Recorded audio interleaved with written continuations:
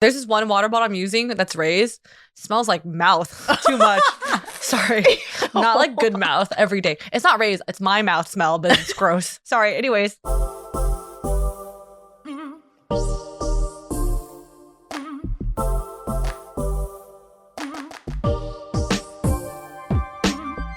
Hi, everyone. Before we get into today's episode, we wanted to take a moment to thank you for listening and watching. Whether you are an OG listener or someone who just recently discovered us, you are the reason we make the show and are able to keep it going. If you want to get to know us even better and have a more premium experience, you can sign up to become an ABG Bestie, which is where you'll get our new audio episodes ad-free, early access and special discounts on merch, special shoutouts from us at the end of our show, and a chance to connect with us through our Dear ABG series, which is like our big sister advice column. Check out the description notes of this episode for more details on how to sign up. But if you don't mind the ads and still want to tune in, all our episodes will continue to be available on all platforms. We appreciate you all and thank you so much for the support. So ladies, I have a hot take. I think it's perfectly acceptable to take off your shoes while you're barefoot on the airplane. To take off, so to be barefoot on the airplane, like. Is this how we're starting off the episode today, Mel? What is this?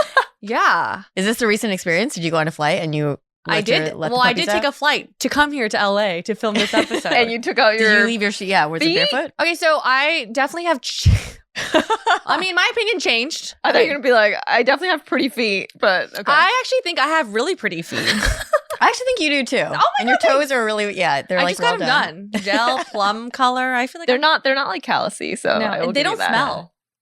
I can't. Would they smell on the plane? Confirm or though? deny that? No, because it's dry. It's dry. Okay. So, but then taking off your shoes on the airplane, it's like, sometimes my main complaint would be that like people's feet would smell because it's like sweaty. Actually, what is your opinion on this? Do you guys think it's okay? I personally do not. Okay, there's an exception, but I will say I feel like I've been seeing a lot more like people's Instagram stories showing bare feet. And I'm just like, why? Is it because on the airplane? Yeah, planes are getting smaller perhaps and they want to get more comfortable by taking off their shoes. Yeah. Maybe that's the case. But I would generally say no to bare feet, except if you're already wearing sandals. Yeah. I would agree with that. Yeah. I think my main concern about someone taking their shoes off is that it would smell and you're in like an enclosed space, right? It's one thing, it's already kind of like to do that in public, but at least if it's like open and people could like move out of the way if they're uncomfortable, but you're trapped in a plane with them. So you're saying that if they were to take it off, sandals or shoes with socks? I would just neither like. But sandals, it's already exposed. Okay, yeah. Sandals already exposed, so that's fine. But I think just like if you're wearing shoes, so I would just say, I would not. I don't think it's like right to take your shoes off. Okay, unless you're in sandals and they're already then technically kind of like off. Okay, so let me expand on my opinion on this. So the reason why I say this is because originally I'm someone that doesn't like to wear sneakers. So whenever I go travel or go to the airport, I'm always usually in sandals or slip-ons. But then it wasn't until maybe traveling with you both, you're like, oh, you take off your shoe. Like during security line, you're walking like barefoot. And I think someone's like, oh, Mel, you're not wearing socks. It's so dirty. And I was like, oh shit, I feel judged. And then I started wearing sneakers more because I started walking more. And then I started wearing sneakers on the plane. But I will say, I do take off my shoes on the plane. Even when I'm wearing sneakers, because I just don't like, it feels like suffocated. Yeah. I will say it's unacceptable. Like I think it's okay for you to take off your shoes, but I've seen Instagram stories where like you're on the window seat and the foot is like popping through. Don't go into other people's spaces. Like that's not very nice. Oh, I got like a visceral like, oh, yeah. But I think it's just kind of, that's more like you're not being respectful of other people's space. Yeah, that's gross. Please don't ever do that. Even with like socks on or even with like your sneakers on, just don't do that. Yeah. Especially just like encroaching on someone's arm space. Like that's the worst feeling to just be like, oh, there's a foot here. Yeah. Anyways, that was a little preview of what we'll be talking about today. Today's episode is about hot takes. Depending on if the weather is humid or dry, I have to select the right products to ensure my skin is properly taken care of. My skin, especially my face, has become more sensitive over the years, and it's been a challenge to find the right products that can adapt to this change. Today's sponsor, OneSkin, makes it easy. I've been using OneSkin's OS1 face topical supplement and it's become my go-to all-around face product. Their topical supplements are formulated with soothing ingredients and natural antioxidants. Plus, they're gentle enough to use every day, even if you have sensitive skin. Founded by a team of women scientists, OneSkin's products are proven to work and are safe for all skin types. They're the first and only company to target cellular senescence, a key factor in aging. Their topical supplements keep your skin healthy and hydrated without the harsh ingredients or irritation you might find in other products. OneSkin is the world's first skin longevity company. By focusing on the cellular aspects of aging, OneSkin keeps your skin looking and acting younger for longer. Get started today with 15% off using code ABG at oneskin.co. That's 15% off at oneskin.co with code ABG. After you purchase, they'll ask you where you heard about them. Please support our show and tell them we sent you.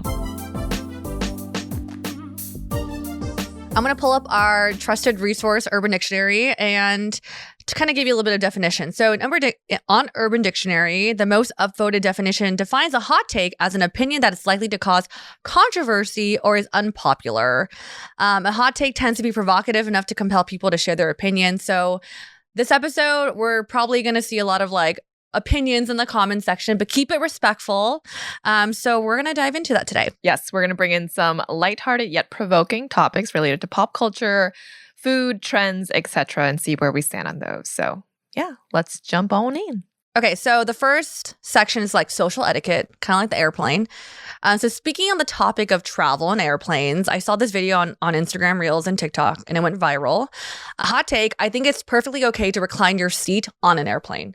So in the video, this lady she was so pissed because the guy behind her was yelling at her because she reclined her seat. And she's like, I paid for this ticket. So I actually believe the lady, and I think it's totally fine. Because it's just like, why would they have that function if you can't do it? I think it depends on where you are on the airplane. What do you mean? Where was she? Was she like in the middle, in the front? Was she in the back? I'm not sure. Okay. I will say that if you're in a second to last row, that's when you have every right to recline back. But because the last row can't recline back, like have you walked to the bathroom before and seen someone recline their seat back and then the person on the last row can't? It sucks to be in the it's literally like this. It is so close to your face. So I feel like even though you have every right to, as only like this only pertains to the second to last row, that doesn't mean that you have to, right? Yeah. It's like bring in the golden rule, which applies to airplanes as well. Do unto others what you want to do unto yourself.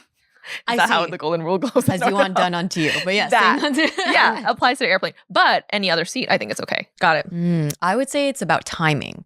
So if people are if they're serving meals or drinks, that's when it's not as like respectful to recline back, right? I know that it's designed so that the table can open like without it being affected. But I would say generally it's like hard, especially if you're on an international flight and the meals are like bigger. It's just it's a less pleasant experience for the person behind you. But if it's like during the time when people are like sleeping or napping, then yeah, it's totally a function of the ticket that you like purchased, right? Yeah. I will say one thing I noticed on the longer haul flights, the back row does have more space. Sometimes. So maybe they know. And during mealtime, which I really appreciate for the flight attendants, they always ask, can you please upright your seat so they're eating? Oh, they do that. And I'm So that is a time where you should abide by that rule. And I know sometimes like they're sleeping, I'm just like, thank you. It's just so nice. So it seems like we're sort of on the same page with that one. Yeah. I think generally I keep my seat back if the person in front of me has their seat back too. Yeah. But never book the second to last row or last row. That's a hot tip, not a hot take. All right, the next hot take we have is around tipping. So the hot take is tipping culture is getting out of hand. What do you ladies think? I will say I agree with this hot take. As someone that's worked on the service industry for like 6 years, like this is my high school to college job. I worked at a restaurant and I did make extra money on tip. I will say that nowadays I feel like it's kind of getting a little out of hand. I understand that that's part of how you make money, but I feel like it's like the company or the employer's job to pay you a sufficient amount. I'll give you 2 examples where I feel kind of like a little uncomfortable with tipping. Like, for example, I go to coffee shops and when I pay for a coffee, it's always like tip 10, 15, 20%.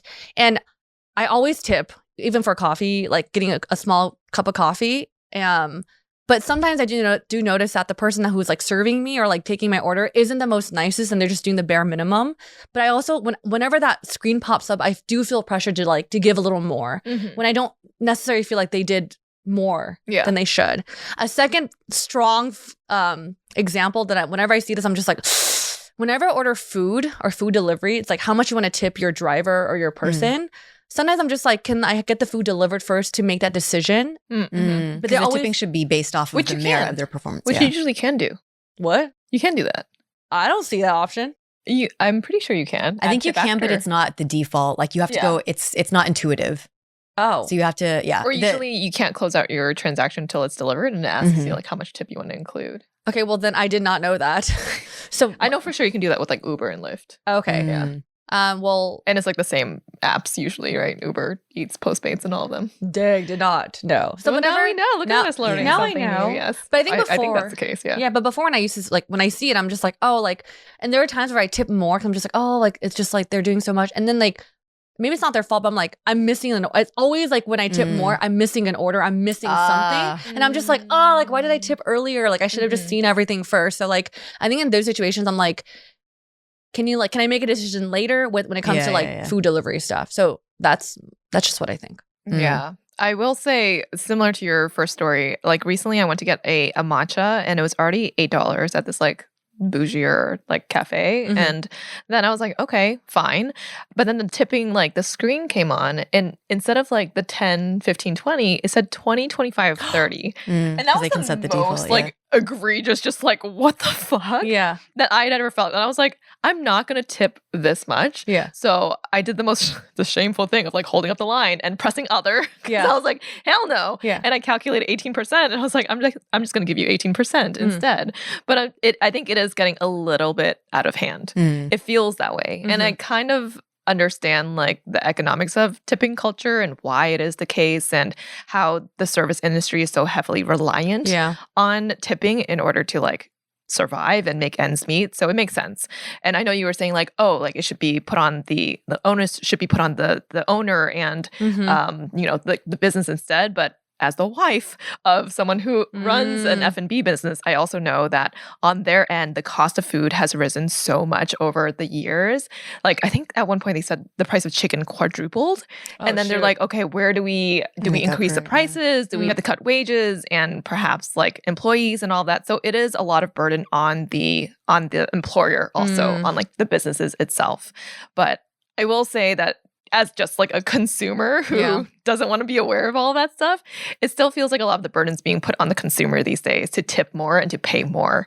And so for that reason, I'm gonna be petty sometimes. Yeah. As an ex-UX designer, I will say that this pattern is actually what in the industry they call dark UX, which is when you mislead a user to perform an action that they did not intend to perform. So you make the default that you already select for them that they're going to tip a certain amount. And then it means that they have to make an active decision to opt out of that, right? And usually this type of design happens when it's like it serves in the interest of the business or something like that versus the interest of the consumer. So I think because I have that perspective going into it, I feel like it's not designed well where it's like a little tricky because tipping should be something that you opt into doing extra. It should not be something that is already like assumed, right? But that's just my opinion. Yeah. I have one more comment to make. Yeah. I think it's really interesting that you guys are both coming in with different perspectives to like show insight on this. For me, I want to add like as someone who worked in the restaurant, like as I would rely on tips.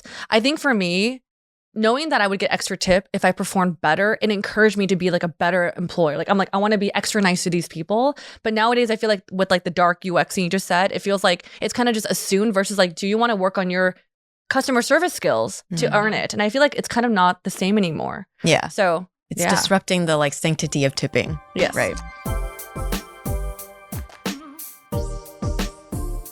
Do you know what the secret is to keep a baby's skin healthy? The secret is a diaper that doesn't leave skin wet. You've heard me talk about Pampers Swaddlers on our podcast many, many times now, and that's because Pampers Swaddlers is the diaper for healthy baby skin. Pampers Swaddlers absorbs wetness better than the leading value brand and provides up to 100% leak-proof skin protection and up to 0% skin irritation. And if you're a fan of Pampers, you've got to check out their new Pampers Free and Gentle wipes, which clean better than Huggies Natural Care and are 5 times stronger, so they resist tearing during a diaper change. With Free and Gentle, mess meets its match. And if you're like me and you love saving and getting rewarded for something you gotta buy anyway, like diapers, don't forget to download the Pampers Club app today and earn Pampers Cash. You can redeem your Pampers Cash for exclusive Pampers coupon savings and rewards. Try Swaddlers with new Pampers Free and Gentle wipes for healthy baby skin. For trusted protection, trust Pampers, the #1 pediatrician recommended brand.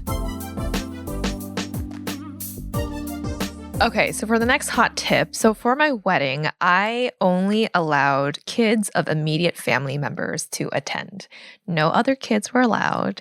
And I know this is a hot take and this can get super controversial, but I still feel like it was the right decision for us. And I'll share why. Kind of want to hear both of your thoughts on this, though. Actually, yeah, I'll stop there. Want to hear your thoughts on this. Mel is like super into weddings, so I'm going to let you. Yeah, The hot take is kids should not be allowed to go to weddings, right? Yeah. this is hard because I feel like it's one of those, it depends on the situation. Because it's like, are you saying like some kids are allowed or like no kids are allowed? Immediate family members only. I agree with that. Like maybe if you have a very close relationship with the child, it makes sense. What if it's your best friend's kid and your best friend is asking? I will say I have to keep things really like, how do I say this? I can't make an exception to you because if I do, everyone's gonna ask and I don't know how to like answer that. So I would say no. What if they were part of your wedding party? Ooh, yeah. Then that's Asking for a friend. Yeah. To be honest, I'll still say no. Ooh. Because it's just like, I need to keep it like fair for everyone. Like, because even though like it's my best friend, like what if my other best friends, like all my kids, I'm just like, oh shit, it becomes all my best friends' kids. I'm just like, crap. yeah. So I would probably say no and just stick to immediate family. Ask me later.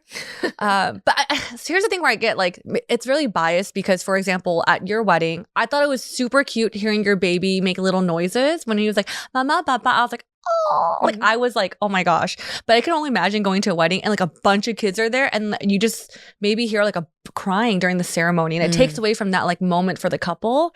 But again, like this is like a biased answer because I know your child. So it's more like, oh, versus like, shh, you know? So I think I'll lean towards no kids. Okay.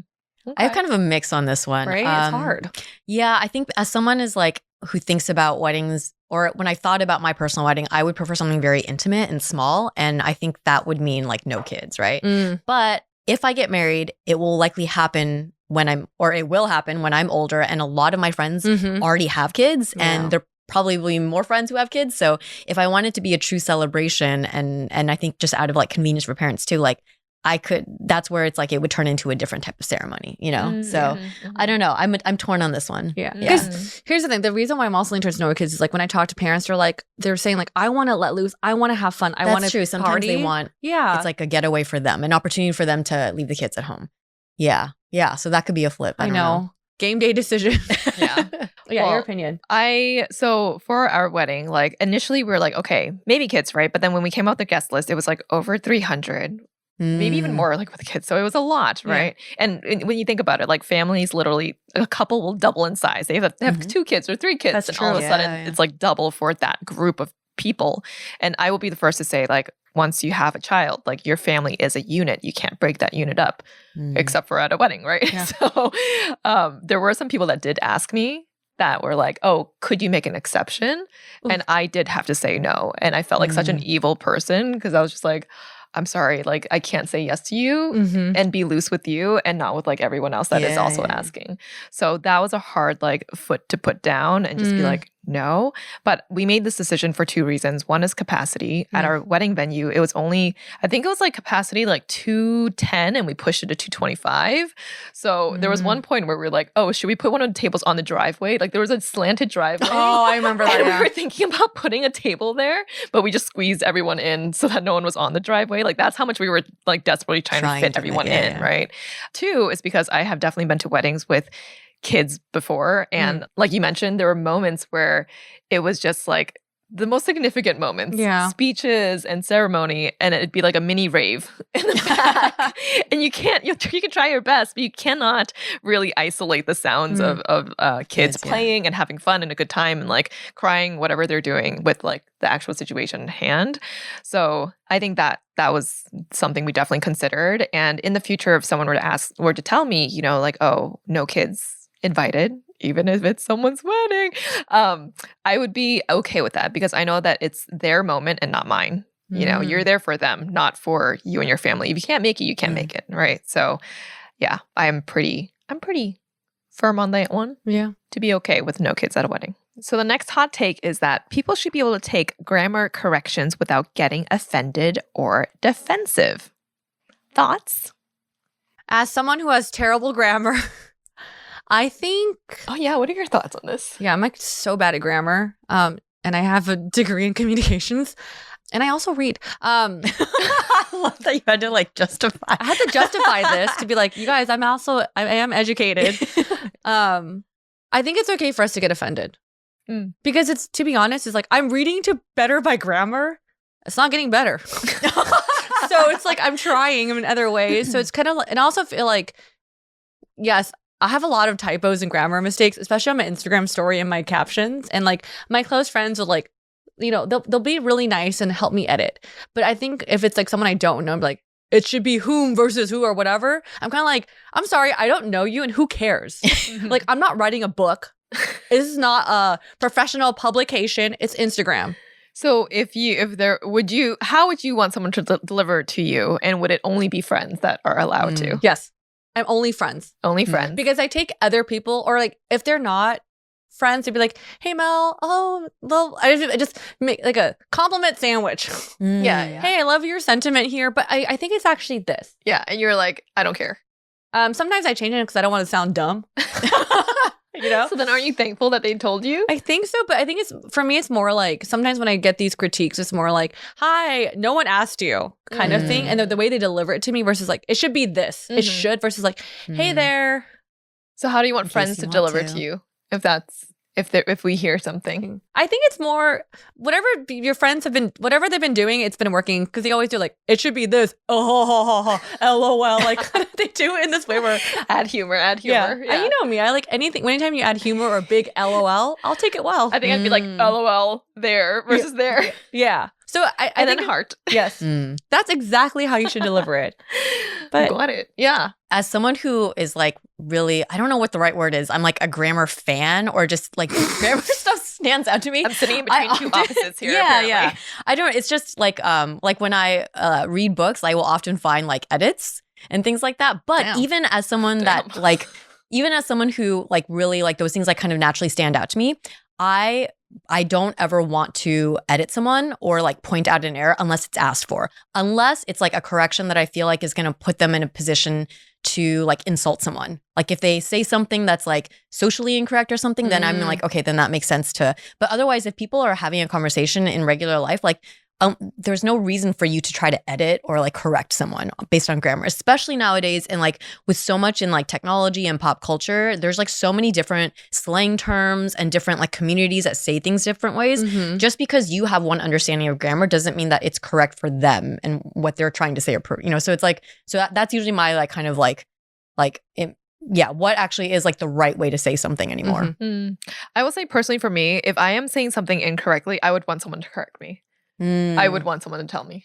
I would never do that because I don't know if you're saying it right or wrong.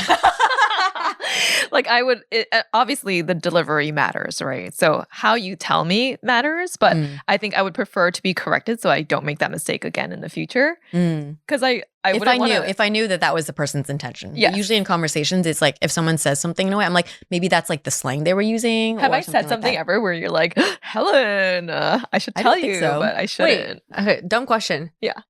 When you pronounce something wrong, is that considered bad grammar too? I don't think that's, if it's like, if you're saying the word wrong, I think then you could be, but then that's where it's like, I think to your point, it's like to each his own, right? Tomato kind of a situation. Yeah. So that I think if it's like a lisp or you're saying something just, you know, your words can't form the words correctly, you can't help it, then don't make a comment on that. It's like that person clearly knows for themselves and they're self-conscious about it already. Like you're just adding fuel to the fire and you don't need to do that. That's just coming from a hurtful position, I feel like.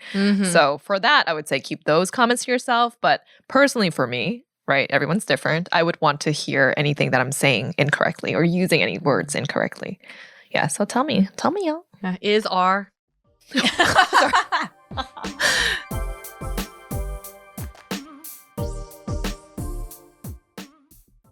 Our next hot take is, I'm afraid to get some hate comments around this, but it is that Gen Z is too sensitive. Gen Z, come at us. Please don't come at us. Okay, I'm going to say that Gen Z is sensitive. Okay, we have a Gen Zer in this room right now. Yeah, we actually have two. They're sensitive. I will say they are, but I think that if you can see it as sensitive or you can see it as increased awareness for acceptance of diverse perspectives and experiences. Like you can see it as two ways, right? The word sensitive really sounds a little bit more reductive. You're like, oh, you're so sensitive. Stop being a little bish, right? Like we're not saying that. Maybe some people are, but like I see it as you're more open and welcome to diverse like experiences and people and more empathetic of a group. Not to generalize, y'all, but like that is the general consensus I think people think nowadays. I also feel like just being exposed to so much more on an emotional level, you could be more sensitive just because you're being exposed to so many more things to cause you to feel like sadness and anger. Like they say like anxiety and depression is like really high among Gen Z. And like I would understand that too if you're being exposed to so much. Yeah, especially with social media these days. Like we didn't have access to news at our fingertips, the virality and feeling like we have to say the right things and being politically correct all the time. Like we were literally in our own bubbles with like high school. I just want to talk about the cute guy and like dab on makeup because I don't know how to wear makeup. But I feel like these days everyone is so grown so quickly. And I'm just like, where is the innocence of childhood? Yeah. Yeah. So I definitely feel that for this generation. But at the same time, I think it's breeding people who are just more empowered, right? Because they do have access to so much ability to be sensitive. So empowered, but also empathetic and compassionate and yes, sensitive at the same time. Yeah. I'm going to give you the other side of that. I agree with that. I do think there are a lot of times where I think of our childhood. I'm like, it was such an innocent time that I actually truly miss. Because to be honest, I kind of miss not being exposed to everything. I feel like I was able to just enjoy playing on my backyard with my friends. And I feel like not having social media or internet like allowed for that. And I do think with this exposure, there is a lot of, you're breeding more empathetic people. But I also think you're also breeding a lot of sensitive. I'm also very sensitive as a person, but I do think there's maybe a little bit of like overly sensitive people. And I'll give you an example. So I was talking with a friend who's actually in grad school and I think she's a PA student. And so in her program, she was telling me, she's like, I'm one of the older ones and everyone in my class is like, they're all Gen Zers. And she's like, in our class, one thing I noticed is that they don't talk much in person with each other. She's like, we're not really conversating. Like, I don't really know, she's like, a lot of the conversations are happening online, like texting and whatever. And she says, she told me, she's like, another thing we learned is that like in our program, like people actually they're not the biggest fans of our class in the program. I was like, why? She goes, because the other people in our program are complaining the most to the professors, like complaining about every little thing. And for me, I think part of me is like, oh, because like, and I don't know if it's because like now with the internet culture and being online, you're always on your phone and you're like commenting and like participating in conversation is so maybe part of the just natural behavior.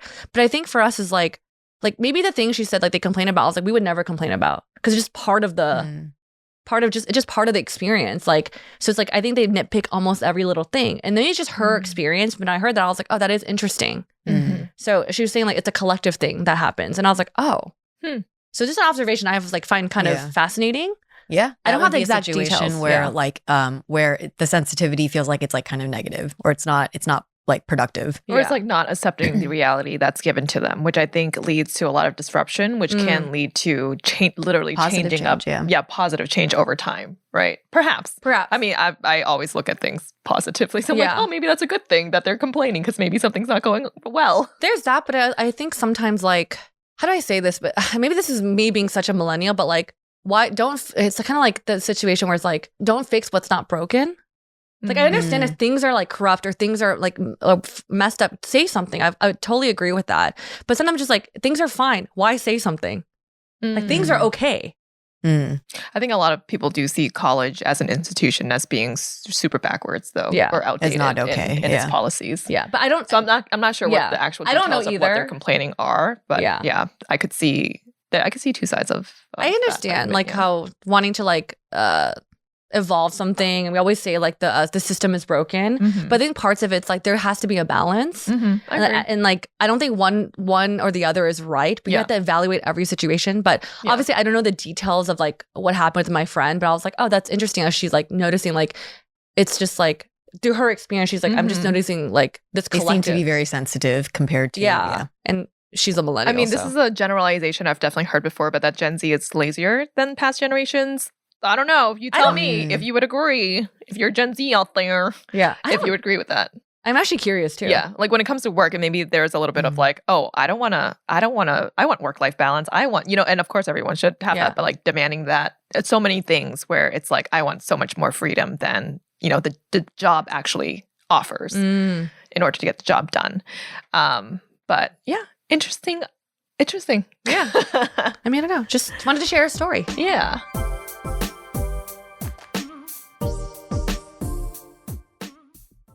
Okay, the next hot topic was a hot topic. Hot take. Hot take. I'm sorry, millennial right here.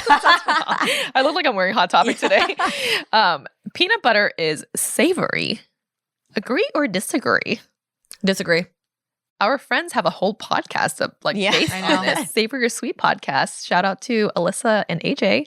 You said disagree? Yeah. So you say sweet.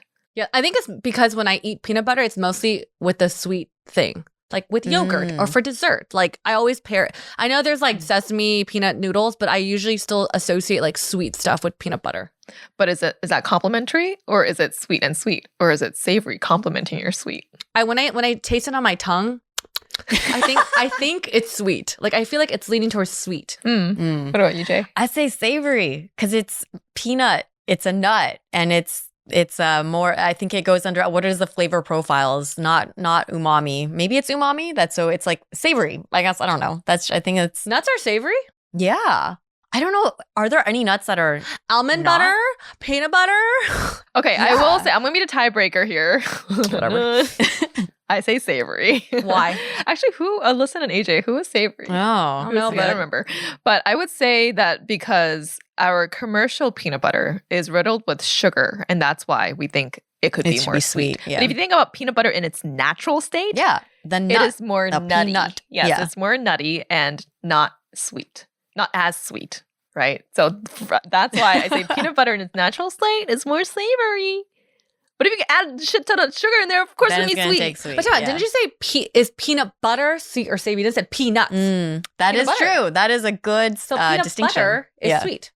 No, but peanut butter in its natural state is more nutty. I guess it depends on what And- peanut butter you have, yeah. because there are some because peanut butter is a recipe. You could add Oh, like sweetness to it. butter Yeah, with like a lot butter. of sugar?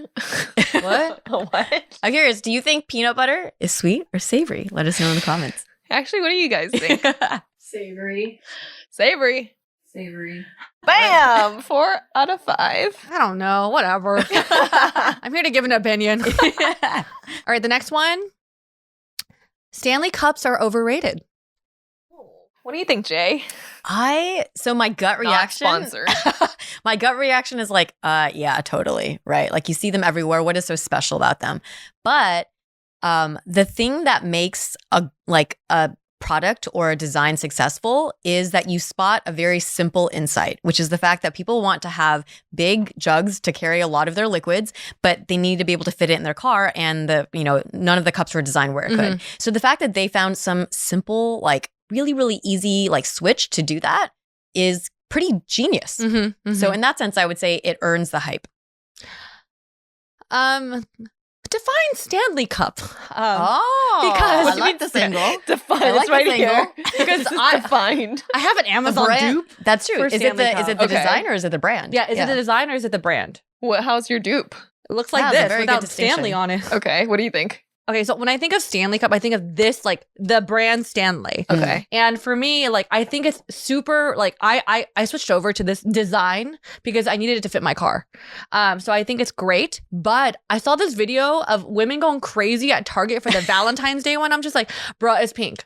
It's a pink cup. Do you need 20 Stanley Cups? You don't. Unless you Yeah. have you're thirsty. You're thirsty. But I'm like, it's a good product, but everyone's going crazy over it. Like, Yeah. oh my God, I need I'd to agree. fight other The women brand for is it. overhyped, Like, but the design deserves the hype. I would agree. At first, I was going to say it is overhyped just because of the public discourse around Stanley's and how like the craze, yeah. the Valentine's Day craze is kind of like too hypey, right? For Yeah. anything it's a little too hypey. But I do have a lot of water bottles at home, and this is the only one that I consistently use. Same. Mm. Again, for the cup holder reason. And also, I mean, it's insulated, so it keeps your drinks warm or cold, and has a handle, and it's aesthetically pleasing. Again, not an ad, but literally all the reasons why I use it, right? And also, I have a little like cup holder sleeve in my purse. So when my hands are full, Ah. I actually put my water bottle into my bag. And of course, you can use like a swell, right? But you're not going to drink as much volume of water as you would with a Stanley. yeah. So all the reasons why I do use it. And I think the standard for cups is pretty low. It's like, it's what else can you do? Like, other than like drink it for me, like there's not much more you can do, hydrate right? me So without me having to drink? I think it is still one of the best cups out there. Yes. And it deserves the hype just because it fits into a damn cup holder. But it can also withstand fire, right? Remember the car that blew up and yes, went on and the fire? Stanley Cup was the yeah. one thing that... Stanley was the one thing that, it's indestructible. So So maybe that is one thing that the Stanley brand would be different than your dupe, that's true. right? It would Maybe that burn is the up, one. maybe. It's a Probably. quality thing. I mean, But is that beneficial? Does that... want to hear something gross? Yeah, yes, What? always. So, I mean, okay, this is like, I'm going to sound so disgusting, but I mean, obviously, I don't have a Stanley, so I feel bad saying Stanley, but my version, I use it every day too, because it fits just so much water. I don't have to refill as much, but I get so used to using it every day. I think one time I was drinking and I was like, oh, and I opened it and I was like, holy shit, my straw has so much mold. Oh, no, man. And I immediately was like, Shit. You will get sick. Don't get... and I washed it immediately. Do you not wash your cup every day? No? Not every day, but I feel like you should at least like every week. Once a week, yeah. Once a week or like once every 3 days. Really? I will sometimes use the same water cup for like 3 days in a row without washing it. I do that too. But then I get all like the lip leftover lip skin. Yeah, lip skin and lip... Actually, this is, if you have like a water bottle or a cup that you use Wait, for you don't water, wash it every how often day? do you I wash wash it when it smells like my mouth. Oh damn! Okay, I'm learning because I feel like even your Saliva? lips touching the straw and Oh, for sure, it's gross. drinking. Yeah. Okay, there's definitely like germs, bacteria. You brush your teeth every day. Yeah, but Brush your cup every day. No, maybe I How often do you maybe guys that's a wash your hot water take. bottles? I don't wash my cup. I think it's, you know what? I think I know I should do it, but I'm like, oh, fuck it. Yeah, It's like too much to do on a daily basis. you're like it's just water. I think when I see signs of it, I need to wash it, then I Either you see the mold or like you smell. oh it. my God, there's this one water bottle I'm using that's raised. Smells like mouth too much. Sorry. Not like good mouth every day. It's not raised. It's my mouth smell, but it's gross. Sorry. Anyways, next topic. Alrighty. We're on the topic of pop culture, and this one is interesting. The hot take is Timothée Chalamet is not hot. Agree or disagree? 3, 2, 1. Agree. I know that I'm alone in this. So I don't know if you ladies want me to Please share. try to defend. Please. Okay, I've shared in Defend why many Timothée Chalamet's previous hot. episodes that I like more effeminate men, and I think he has that quality. But it's not just that quality. Timothée Chalamet also I think he's an incredibly talented actor and artist, For sure. and that to me is like super hot and sexy. Not So is only Leonardo DiCaprio.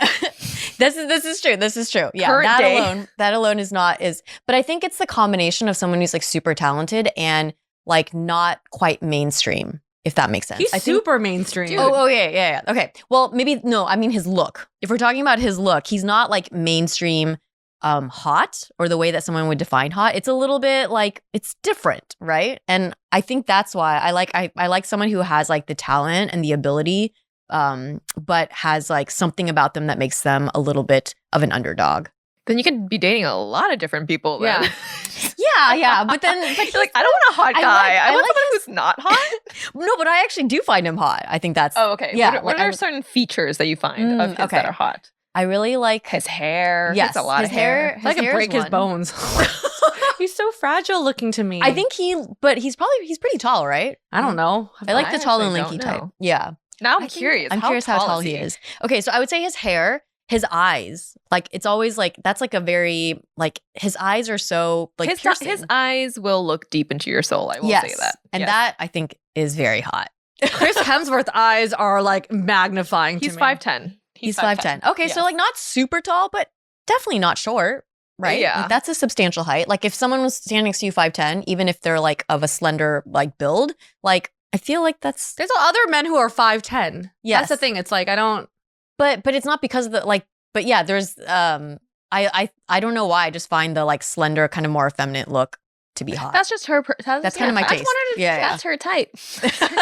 Okay. We don't disagree. No, no, sorry, we disagree with you actually. But I can understand why you find him Yeah. attractive. I actually think I do see. I think Timothée Chalamet has a lot of riz. Yeah, I can see that. Physically, I don't want to jump him at all. I want to just pat his hair. I think again, it's a preference thing. I just opposite of Janet, I like masculine men. Yeah, when I see Chris Evans or like a Chris Hemsworth for me. when I see Chris Hemsworth, I'm just like, yeah. Yeah. Like you're like you want to like growl or Philip Wang. Yeah. Yeah. I just Did recently you just compare Phil to Chris Hemsworth? I'm sorry, that's not the Hey, same. he's getting there. He's in the gym.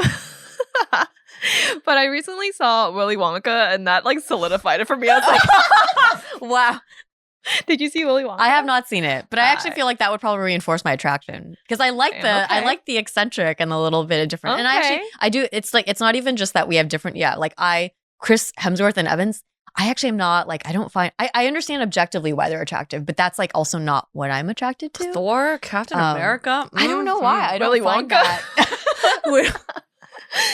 All right, to each their own. To each their own. Yes. I see the charm physically, but here's the thing: I think Tom Holland's really hot. Yeah, that's a how do you good middle compare ground. that though? That's Tom a good Holland in is between. boyish, That not is a good little in between. boy. Yeah, boyish. that's true. And his he body? sits right between. He's in between. If Timothée Chalamet is over here and like Chris Evans and Chris Hemsworth are here, Tom Holland is like in the middle. In the middle. I would actually disagree. I think Tom Holland is more boyish than Timothée Chalamet. Oh, He so you has think more he's, Riz. like- I think Tom Holland doesn't have as much Riz as He does have That's Riz. true. Yeah, Riz. but Tom Holland has more beef. Physically. Have you seen that scene in Spider-Man when he took off his shirt? Yeah. Everyone's like, oh. He's definitely. I think he's more. now built I than want to Timothée look up the both Chalamet. of them like naked to compare. Actually, I feel like they have the same body type. no. No, Timothée 100% Chalamet is no. a lot more like 100% no. a little lanky. Yeah. Have you seen Timothée Chalamet without a shirt on? Maybe Let's for see. Dune or for other Yeah. movies, he's like bulked up, but in a lot of his characters, he plays the very like kind of. I mean, slender. yeah, he obviously Tom Holland plays like a superhero, right? Yeah. So is that what you're saying? He has more of like the movement qualities or something? Yeah, maybe more traditionally masculine. Okay. Traditionally more Yeah. masculine. I see. Actually, but yeah, comment below. Timothy Chalamet or Tom Holland? Yeah, okay, got it. Got it. All right, so now we're on the topic of love, dating, and romance. And the hot take is opposites attract is a myth. Shared values and interests are crucial for a successful relationship. I disagree with this. I think when I look at like my friends and their partners, a lot of them are like opposites. They definitely have to have like some shared values, but oftentimes like personality wise and like skill set wise, their opposites are kind of what makes them work because they bring different things to the relationship. So a different way of saying opposite is like complementary, I guess. Like what one person has, the other person doesn't, and vice versa. I don't know. It's how you define opposites too, Yeah. right? It's like, to what extreme are you opposites? Are you so opposites that like literally you're not doing anything that it's like Nothing in common. nothing in common, exactly. But if you're like just a little bit different in certain areas that are complementary and helpful for each other in a certain way to bring value or bring more like excitement or just another, sort of world into your world, like I feel like that is a good opposite. But if you're so opposite, then it's just like you shouldn't be together. Yeah. Yeah. I agree with that one too. I also agree that I'm looking at the term in terms of like extreme. So I do think overall, if I look at opposites attract in the extreme form, I also agree that this is a myth. Like I do think there has to be, I agree, like I say agree. There has to be some shared values to like keep the relationship going. If you guys have opposing values, it's not gonna work. Because what are you driving towards then? Oh, opposites is more like personality. Or maybe you could have some values that are opposite, as long as those are the values you're okay with your partner not being on the same page about. Mm-hmm. All right, the next hot take on dating and romance. Sexual tension is just when two people are attracted to each other, find each other hot, and don't know what to say to each other. I would disagree with this one because in our household, there's still sexual tension. Wow. And we have a lot of shit to say to each other. And it just comes down to like, not being able to find the time sometimes to do the DD. So, yeah. So it's not about not having the words. It's maybe sometimes it's about time. Not having the time. Maybe. Yeah. I'm like, I do think there are moments where you just want to bang someone. Sorry, I just said the word bang. Sorry, that sounds so derogatory. But like, there are maybe moments where you just really want to get like hot and steamy and like hook up with someone, but there's really no longevity there. Like you could have small talk, like, oh, what do you want for lunch? Like that's a conversation, that's words to say. But maybe you're like, maybe on the deeper level, like let's talk about like what you want in life, the values. There might be a disconnect there. It's one form of sexual tension, but it's not all encompassing. I would agree with that. What? It's like a form. It's to One way to have be sexual hot tension. and not talk to each other. It's like ooh, right? Like That's what I think sexual attention sounds like if it were a sound. It's also a ghost. But I feel like that's one form of sexual attention. It can appear in many other ways too. Like is what? I'm saying. Like Like not my having the time. example, like not having like time. That could be another reason. I don't know. What's another reason? What if it's like it's like forbidden for you to be with someone? Maybe that creates a bit Yeah. of sexual tension. Yeah, that's a huge one, actually. That's a huge When one. you can't have someone, you want them more. Are you guys talking? But you're talking. Oh. Next hot take. Age is not just a number. I'm doing the same thing. I'm like, so what is, the hot take is that it's not just a number. So that basically the hot take is that age matters. You don't want like massive age gaps. Or if you see someone who's like really old or someone who's like really young, it feels uncomfortable or it's wrong or whatever. I know the correct answer is to be like, it's just a number. It shouldn't matter because we're not the couple. But this is a hot take episode. So I'm going to say I agree with that statement.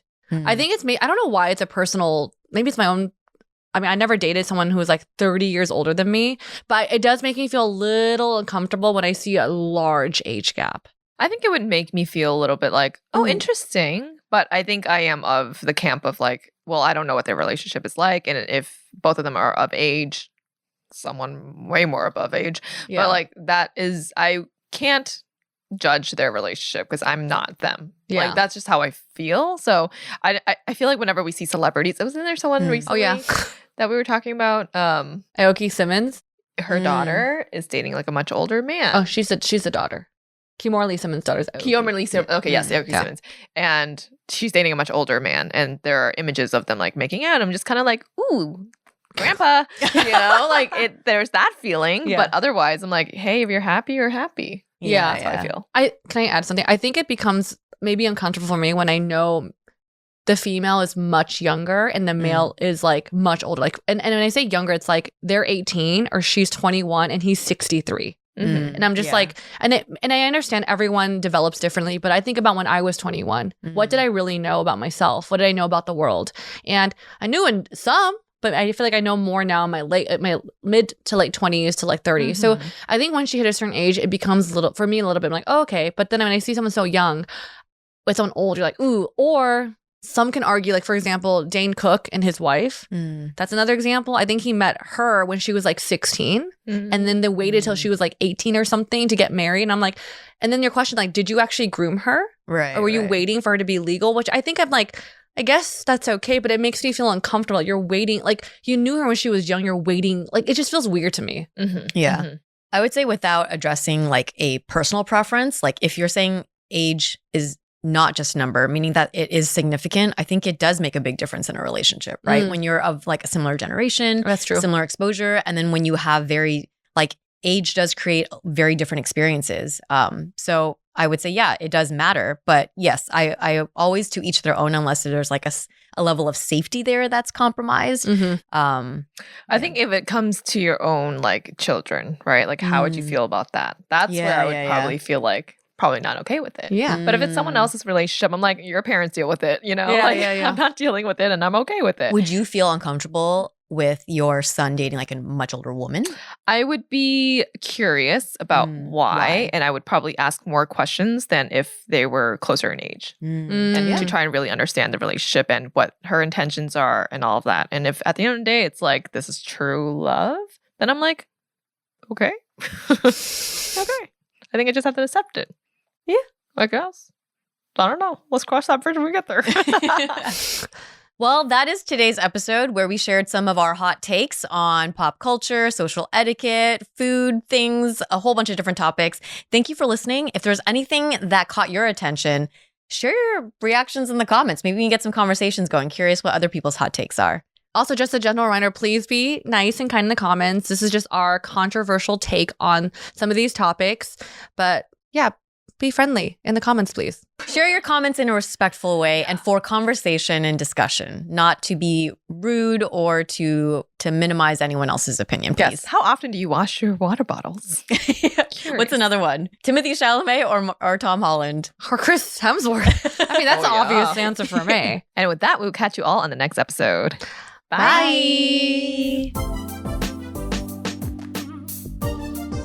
Before we wrap up, a reminder that you can access a more premium experience of this show by becoming an ABG Bestie, where you'll get our new audio episodes ad-free, discounts and early access to merch, special shout-outs at the end of our shows, and we're bringing back Dear ABG, our monthly personal AMA sessions. You all are the reason why we make the show and are able to keep it going. If you want to support us more and connect with us further, you can check out the description notes for how to sign up. Hope you will join us and become an ABG Bestie. Chat with you on the inside.